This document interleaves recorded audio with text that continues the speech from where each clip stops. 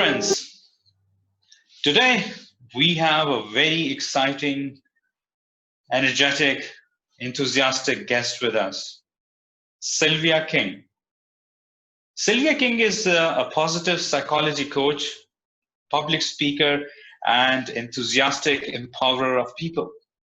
Silvia's aim is to help people and organizations to flourish by helping them discover how they can make their own life better. Silvia has worked in the corporate world around the globe for many years, including Switzerland, Germany, UK, US, and United Arab Emirates, and brings a pragmatic approach to coaching. She started her career as a finance journalist and international business correspondent. Later, she moved into corporate communication and has been a communication consultant and coach ever since. She holds a master's from the University of Zurich in business management and MSc in applied psychology and coaching psychology from the University of East London, and a variety of complementary qualifications. She is a laughter yoga leader and trainer and the founder of Dubai Pop-Up Laughter Club. Thank you so much, Silvia King, for joining us today. We welcome you to our show.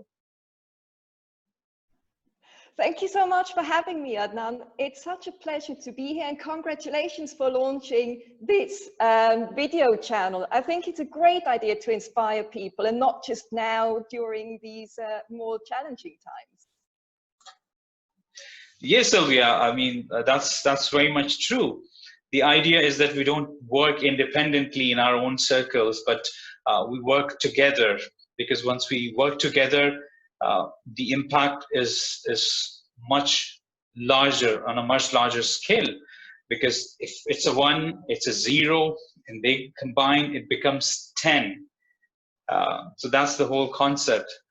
Tell us about yourself, about your life, about your childhood, something that our listeners, our audience would like to know about you. So please share your story.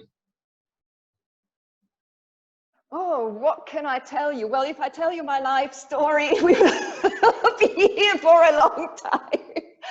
Maybe a few things to know about me. So I grew up in Switzerland, but I think my childhood and really more or less my entire life has always been, I've been always traveling. I've been always across the globe. And my parents, for example, they aren't Swiss, so they came from Austria. So I've always been a bit of a foreigner in the places I've lived, and I've worked across the globe, as you've already mentioned in your introduction. And I think what that did for me was it created this curiosity in learning about other cultures, learning about new places, learning from other people, having conversations with them. And I think it's this curiosity that brought me then first to journalism. But I'm now also doing that in my role as a coach, because coaching at the end of the day is a conversation with another person. And even though it's the coachee, the person coach, that is coming away with ideas, how they want to change their life, how they want to take the next steps. But every coach will learn in a coaching session something new, something they have never thought about, because every person is an individual and every person has strengths, has ideas, has different perspectives and experiences, and we can all learn from each other. Wow, that's amazing. That's great. Tell us, for a normal person, for a layman person, what is coaching? Well, that is actually quite a tricky question. Because most people, when they hear coaching, they usually tend to associate it with a sports coach. You know, how do I become a better athlete? And that's how coaching entered the management world. So it was more about the performance of senior managers, of executives. How do they become better leaders? And often when we think about coaching, it is this association that we make. But coaching actually goes much further than that. And for that, I'd like you to think of a situation maybe from your childhood. And you know, we all have challenges. We need to learn how the world functions, how we solve a particular problem or address a situation. And you may have had maybe a relative, maybe a grandparent, a teacher, somebody you turned to when you needed advice or guidance when you were stuck with something. And often what they would do is they wouldn't just give you the answer and tell you, this is what you need to do, A, B, C, you do that and you're done. But maybe they would just tell you a story or just say, oh yeah, that reminds me of when Uncle so-and-so did that and that. And at the time you think, okay, so how does that help? But when you thought about it, you realized the questions you needed to ask, and there might have been a lesson in what you heard, or they might have just asked you the question, what do you think is in that story that can help you in this situation? And usually they let you to work it out yourself. Because what a coach does, there really is the deep belief that you know the answer. You might just maybe not very structured in your thinking, or it may be a different perspective that you need to look at a particular challenge. But you know the answer. You don't need me to tell you, you just need me to help you ask the right questions so you can find the answer. And that in essence is what a coach does. Asking the right question, very true. There are certain cultures in this world where they encourage to ask questions. When they return from school, parents ask them that what questions that you've asked your teacher today, rather than what you have learned today. And in certain cultures, it's always about when you ask questions, that means you're rude, you are disobeying, and you're always expected to do certain things, whatever being told to you. Do this, not do this. So it's always telling.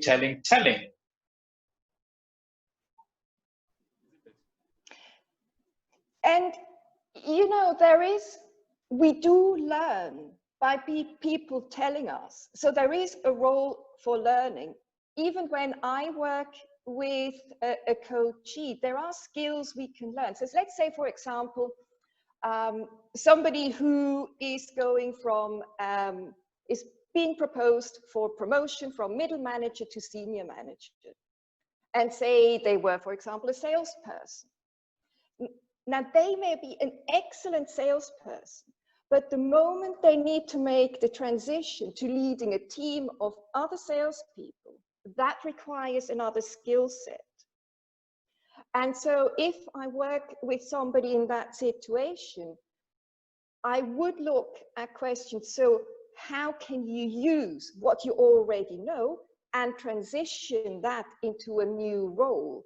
And there may be role plays we do, or techniques I am able to share with the person, and we might be even practicing that in the coaching session to help them achieve that. Lovely. What is the... And you know, yeah, please. So, and I do understand that it is a change in mindset, you know, from being told to doing the thinking yourself. But when you think about, when do you learn most? When somebody tells you this is what you need to do, or when you work out, oh, this is what I need to do, and you understand it and you have that aha moment. And I think that's what a coach is trying to drive at.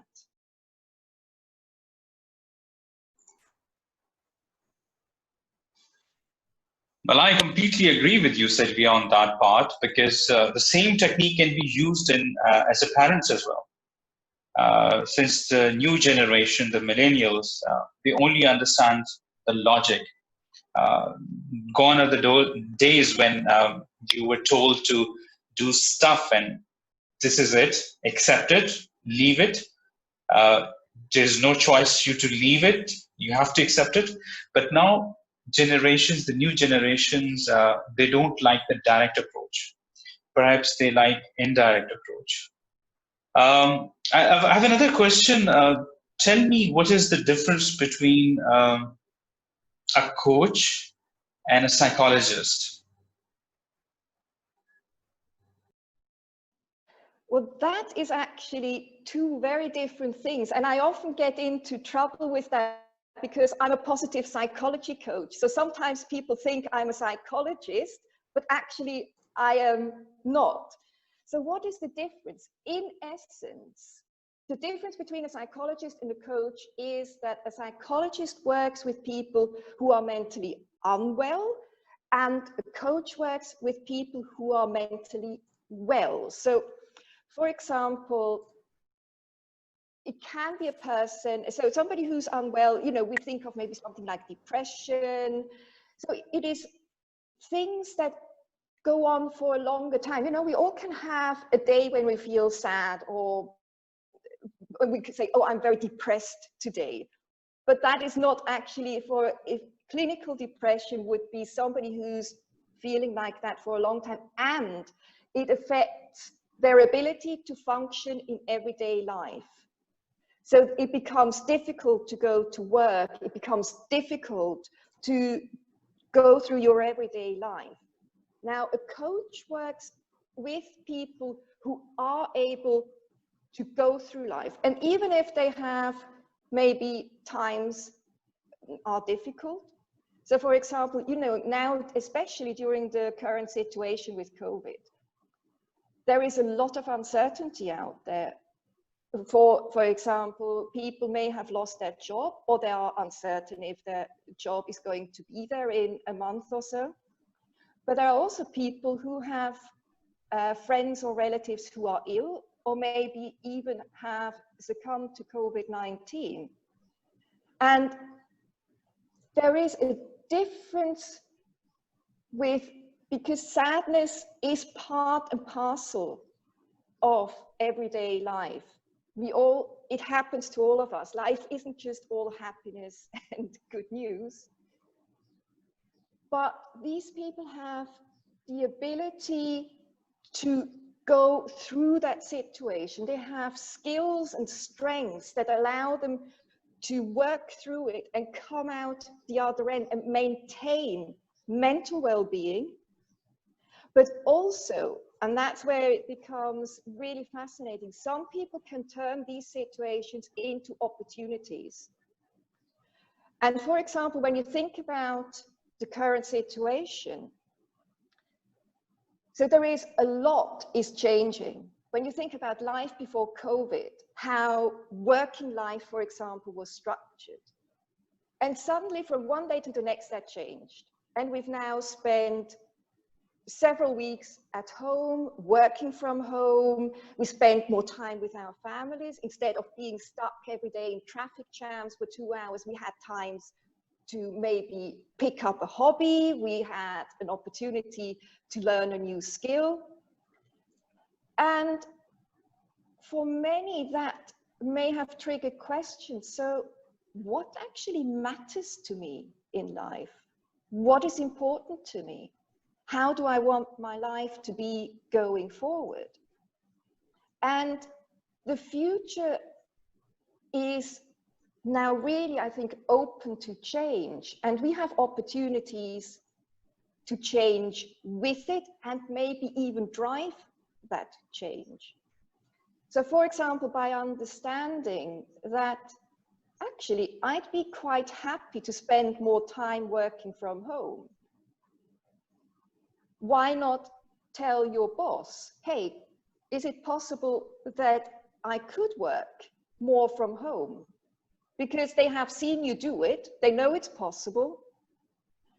And unless we propose that, they won't know. So, you know, even managers, HR, for them, this is a new environment as well. And guidance we can give them, maybe ideas how the future could be and how it could be shaped.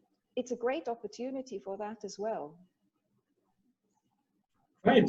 You mentioned something about positive psychology. Yes. So what is positive psychology?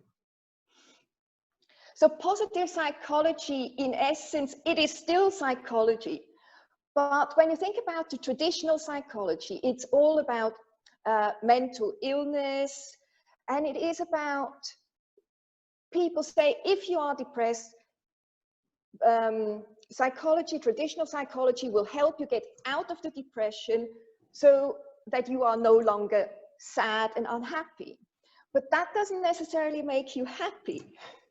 So positive psychology comes in at the point when we say, so what does actually make people's lives happier and better? And positive psychology is also often called the science of happiness.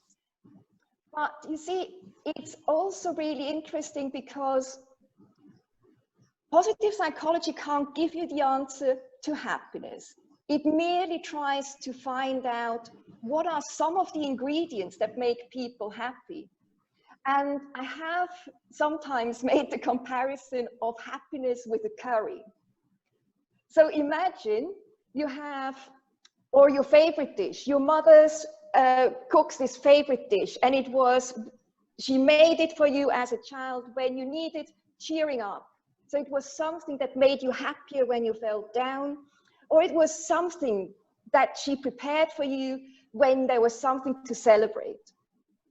Now, this dish has many ingredients, and everybody has a different favorite dish, and everybody likes something different about this particular dish, and we don't always know what the exact combination is of ingredients that make this the one meal that cheers you up when you need it, or that is something you can do to celebrate when you are happy.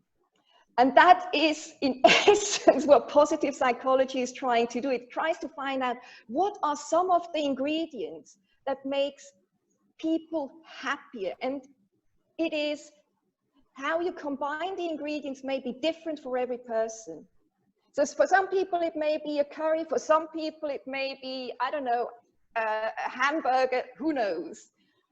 But there may be some elements that they share and that we can find out how they need to be put together, and each person picks the ingredients that fit them best. Great, Sylvia. What is your definition of happiness? How you define happiness? Oh, now just bearing in mind that happiness is something different for everybody.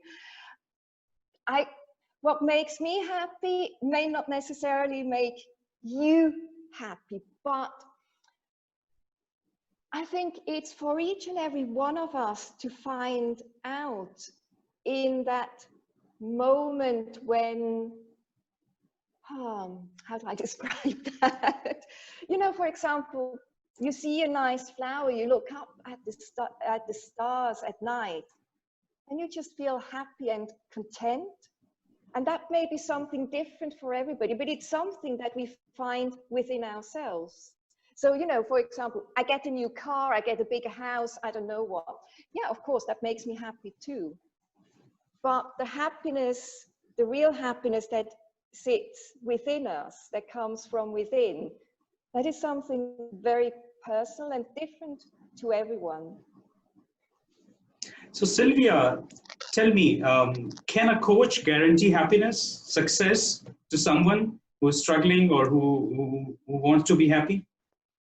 Is there a guarantee from the coach? Unfortunately not, I have to say. But you see, the issue is, because we create our own happiness, and because it is something that comes within, from within, the coach can help you ask the right questions. The coach can help you find answers and make plans how to turn this into a reality.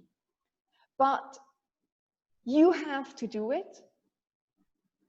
And you have to come up with the right answers for you. I do not know all aspects of your life. What is important to you and what the combination is. So if I told you, Adnan, do this and you will be happy, I may be telling you what makes me happy, but it is maybe not the right thing for you. And it's a bit like also realizing that in the coaching conversation, say you realize a person is unhappy, and you ask, well, what makes you unhappy? And they say, I am thirsty. What could you do when you are thirsty? I could drink something. Okay, so what could you drink? I could drink a glass of water. I could drink some tea. The person still needs to take a sip of the water or take a sip of the tea.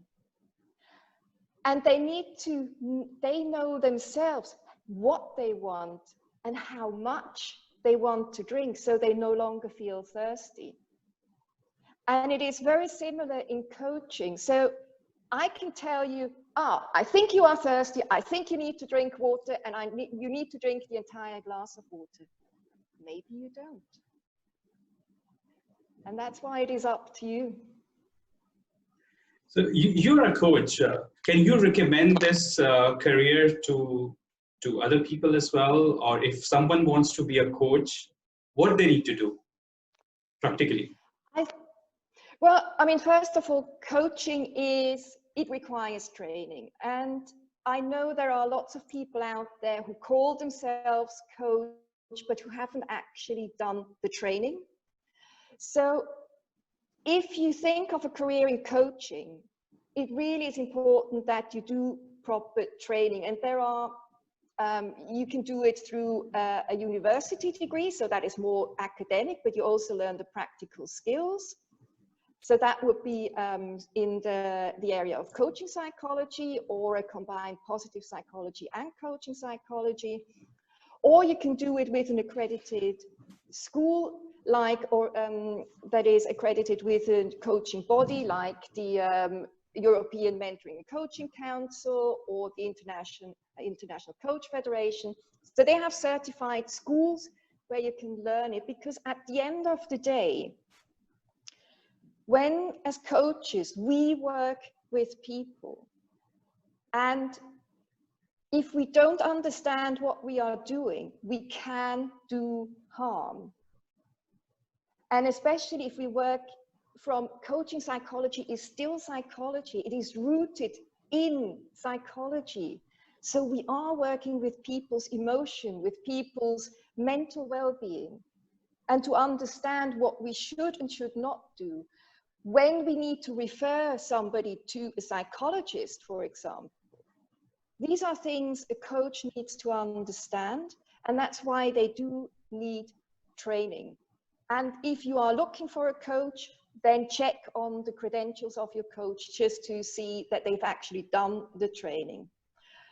But as a career for coaching, if you want to go into coaching, I definitely can recommend it. It is one of the most rewarding things to do when you work with somebody and you're sitting in that coaching conversation, and suddenly you notice the penny dropped. There is this aha moment, and suddenly the client gets it, and you see, oh, this is where I could go with this. This is what matters. This is what I want to do. It is a wonderful experience to have. And what is even better, so say they then have a plan and they say, oh yeah, I'm going to do this. And a year or two later, you may meet them again and you see they've actually put it in action. They may have made some changes along the way, but they have done it and they have flourished, and you can see that they are happier. And that is just, you know, what more can you want as a coach? What is your proudest moment as a coach that you feel proud about that? Oh, I mean, that is my proudest moment. I honestly can't. There are so many proud moments. Like I said, with every person in every coaching session, there is always something. And, you know, it's not necessarily, some people may decide to turn their life around, but sometimes it's just the small things that make a change. When and you just see it on their faces when suddenly there is this lightness, the brightness in the eyes, and you just see, they go, ah, oh, that is, I mean, that's, I think that's the proudest moment. And I want to share with our audience as well, because I've taken a couple of coaching sessions from you, and you know, like, it has impacted a lot on my life, to be very honest, although it was very short, but you know, like, this series that I'm currently doing is just one of those inspiration that I got from you, that, you know, like, what I have in it, me, why I'm keeping it to myself, why not I can share it with the world, why can't I'm hiding my talent. So thank you so much, Silvia. You are making an impact, and that's great. How coaching has impacted your own life?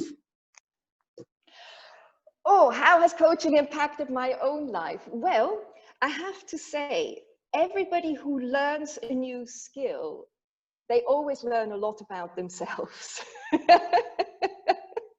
And so you always go, when you learn new knowledge, you always learn a lot that you never ever thought you would. And it is exciting because as you learn about yourself, it also allows you to progress, to become a better version of yourself, and it also helps to share that with others. So with everything I learn, there is something new I can bring to my coaching clients. And you know, everybody needs something different. That's okay. But the more I have in my toolbox, the more I can pull out the right thing at the right moment with that person. And has it, you know, that's another question I often get when I say I'm a positive psychology coach, and they say, you must be a very happy person. Well, I wish that was the case. I mean, you know, life has its ups and downs for me as well. And especially when you go on such journeys of discovery, sometimes you find out things about yourself that you go, you're not very happy about, or that you have to face a realization and work through something about yourself that where you think, okay, I could have done without that. But I think approaching it with curiosity and saying, okay, what can I learn from this? How can I become a better person, a better coach through this? I think that is where the learning lies, and where I try and make my own life better and happier as much as I can.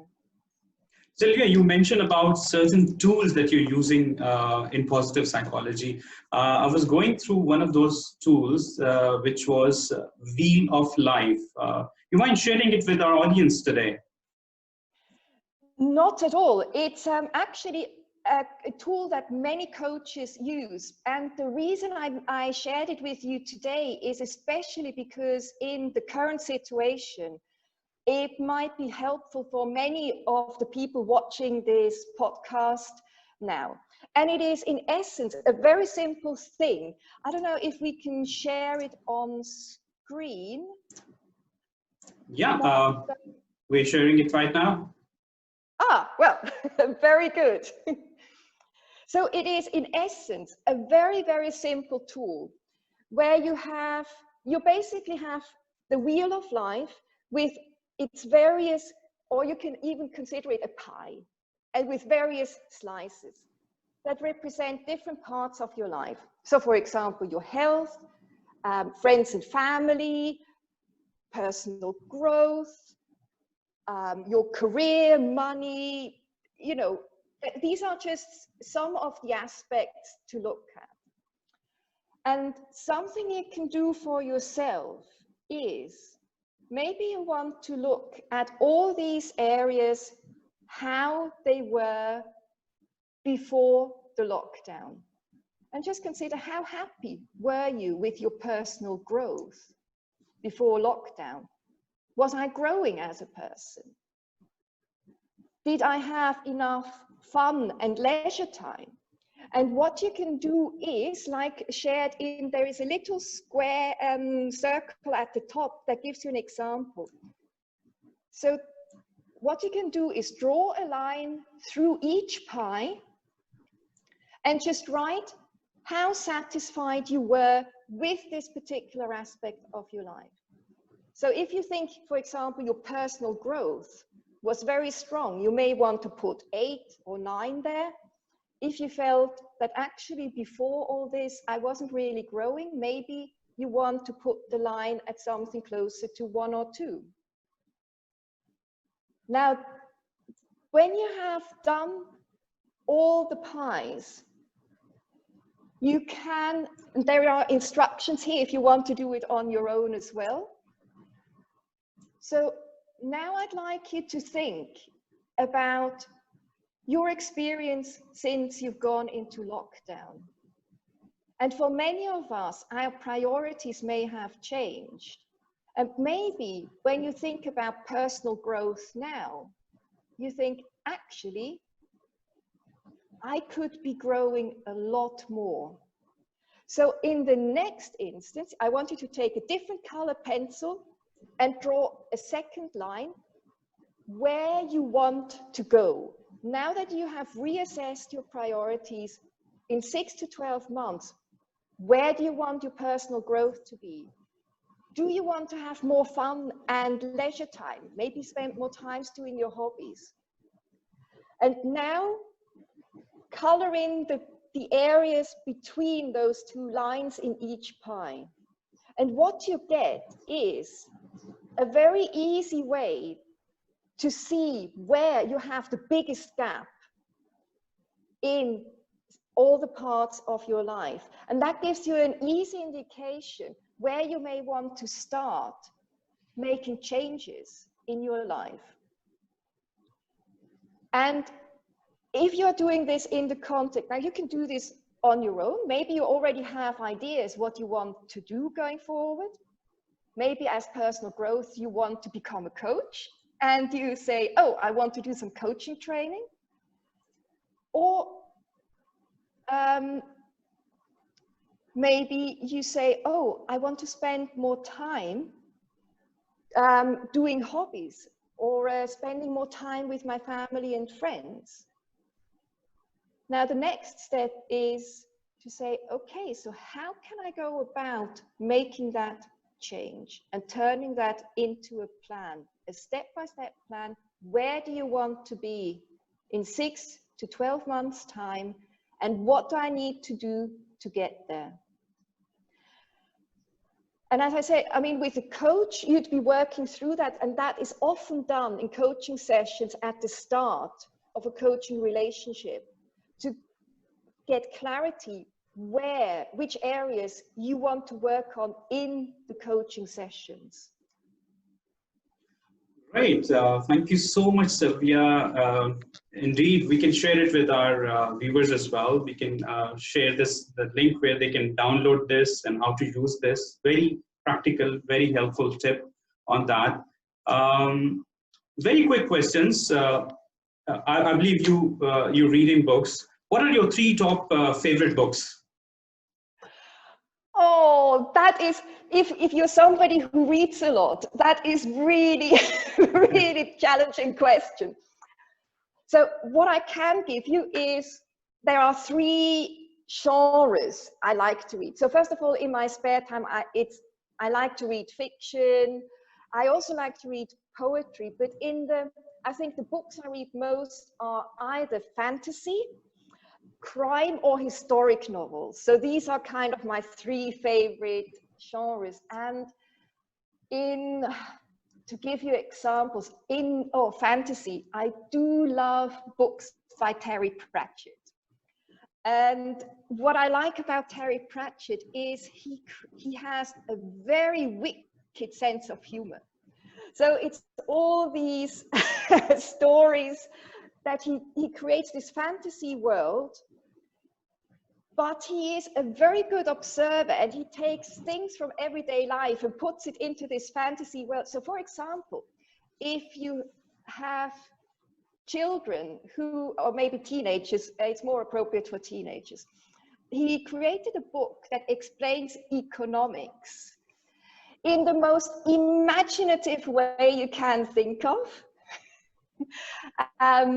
So that is one of my favorite authors. And I guess another author I like is C.J. Sansom. So he combines crime and historic novels, and it's all set in the time of, in England, in the time of Henry VIII. And in every book, there is a different crime to solve in this historic context. So these are just a couple of examples. Great. What are your top 3 most favorite cities? Now that again is a difficult one, because, you know, I said at the beginning, I enjoy traveling. So of course, I have to say one city that really has become a favorite city is Dubai. And just to give an example, it was, you know, you read about Dubai, you see all these high-rise buildings at the malls, and you think, you get this picture of Dubai, and then you come here and you realize there's so much more to it. So there are these little neighborhoods, there are different parts to Dubai, and whether you're out in the marina or you're down in Karama, it's like going into different worlds, but each are unique, and each one creates the rich fabric that is Dubai. So that's just one example. And if you want me to go on, I think we will be here for much longer. Just one more. Another city apart from Dubai. Another city apart from Dubai. You know what? Yes. So I've been a couple of times to India, and maybe not, you know, your general tourist trips, but I've been to Bangalore, I've been to Mysore, I've been to Hyderabad. And what I loved about these cities is how rich they are in color, in life. I mean, there is just, you're just bombarded with noise, with smells, with colors, with, I mean, everything about life. And I must say, I'm thoroughly enjoyed the experiences of going there. Wow, great. You're also a laughter yoga coach. Tell us quickly about what is laughter yoga. So laughter yoga, actually that is one of the reasons I went to India, to train with the creator of laughter yoga, Dr. Madan Kataria. So what is laughter yoga? It's, in essence, it's a combination of 3 things. It's unconditional laughter, so laughing for no reason. It uses the deep breathing exercises from yoga. So when you breathe all the way down into your belly and out again, and playfulness. So what that means is basically you laugh for no reason whatsoever, but there is a lot of play acting involved in doing the exercises. And you have, because when you think about it, laughter is just ha ha ha ha ha ha ha. It's just one long out breath. So you get the breathing exercise, even if all you do is say ha ha ha ha ha, you still get the benefits from breathing exercises. And that is, in essence, laughter yoga, the components. Sylvia, I believe the babies and the children, they laughed a lot. I think maybe there's so sorry, many. I can't hear you right now. Can you hear me right now? Yeah, now you're back. Now you're back. Okay. There are some studies on humans, and especially babies and children. They laugh a lot, maybe like 200, 300 times per day. But adults, as they grow, they stop laughing. They maybe 1 time, 2 time, or maximum like 20 time on average, an adult laugh. And we take everything so seriously. That's why you see all the chaos, all the anxieties, and people are, like not so happy about their lives. So yoga, laughter yoga, does it really help in that way? And especially during this COVID-19 time when we see lots of miseries all around us. Is there a way that this technique can help us? So what, and now specifically with COVID-19, there is one caveat I have to mention, because as I said, it involves deep breathing exercises. And of course, COVID-19 affects our breathing. So if you are suffering from COVID symptoms and you try to do laughter yoga exercises, you're actually not helping yourself, because it can really aggravate the symptoms you're experiencing. It can bring on a coughing fit. So be careful doing it during COVID-19 if you're experiencing symptoms. But laughter yoga in general is a great way to reduce stress. And especially during COVID-19, with people being scared about the future, about getting the virus, it is a great way to actually reduce stress and anxiety. Because when you think about it, when we're stressed, our breathing is very short, so we don't take deep breaths. It's very quick, shallow, our heart rate is up. But when we laugh and do this long out breath with the ha, ha, ha, ha, ha, ha, ha, until you're out of breath, you're automatically slowing your breathing down, you're slowing your heart rate down, and you activate your parasympathetic nervous system, and that helps you calm down. So it can be very, very helpful for that. And it may not necessarily in the instance make you feel happier, but to reduce stress can already be a great step forward. Sylvia, to reduce stress, I believe laughter is a best medicine. However, sometimes we need someone's shoulder to cry on, someone who can just listen to us, and then we feel, like much better. So how is it crying versus laughter? Oh, they're actually very close together. And sometimes you can find that in a laughter session, that you start out with laughter exercises and suddenly a person starts to cry. So that can actually happen. And but in both cases, when do we cry? We cry when we are sad and there is an emotion that we need to get rid of. We need to find a way to manage this sadness and to ease the sadness. And crying can be as helpful, if something sad has happened, of course you should be crying. It's what people do, and that's okay. And it is okay to, we tend to then say, oh, don't be sad, stop crying, it's okay, it will all be fine. But, we need time to cry as well, and that's okay. And even if somebody starts to cry during laughter yoga, that's okay too.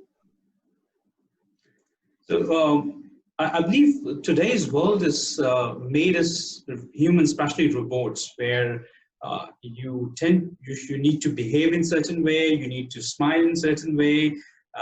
So we are putting everything, it's like putting a lid, it's like a pressure cooker, and everything is cooking up and nothing is going out.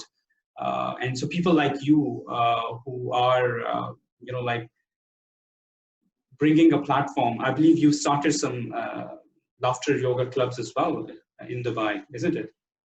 Yes, so I've started the Dubai pop-up laughter club, and you can find it, it's on Meetup, and we used to meet in Safa Park once a week, just to do some laughter exercises, but also to help create, because you see, doing the laughter exercise is one thing, but if you can combine it with an attitude, a more playful attitude, the combined thing, and that's where really positive psychology comes in. You can create an attitude that helps you when things are going wrong in life.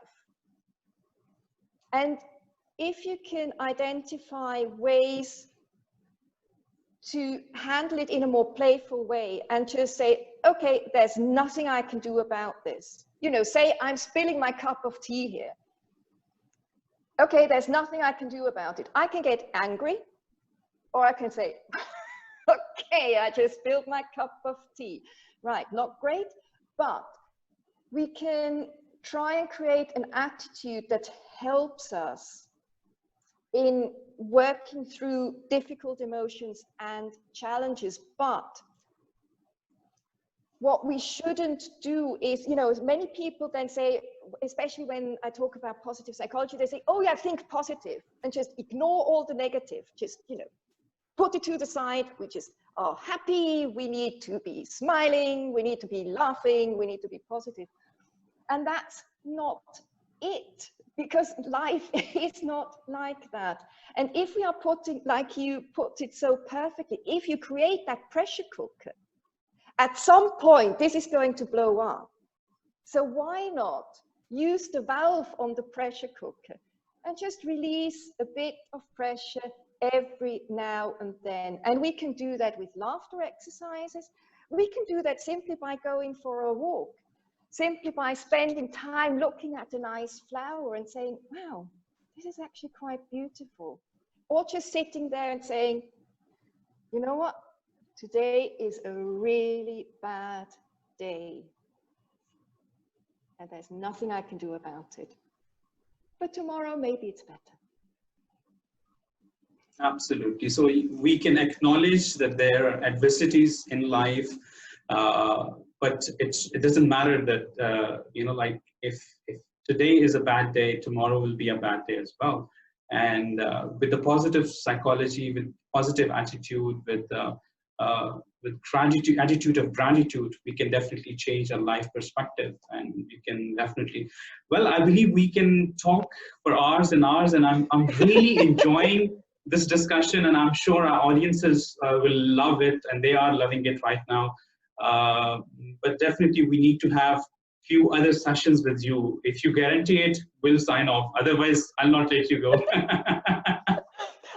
I'm more than happy, because I'm really passionate about this. And you know, I said, if we can make people's lives happier, I'm more than happy to help with that. So if you want to have me back, I'd be delighted to come back on your channel again.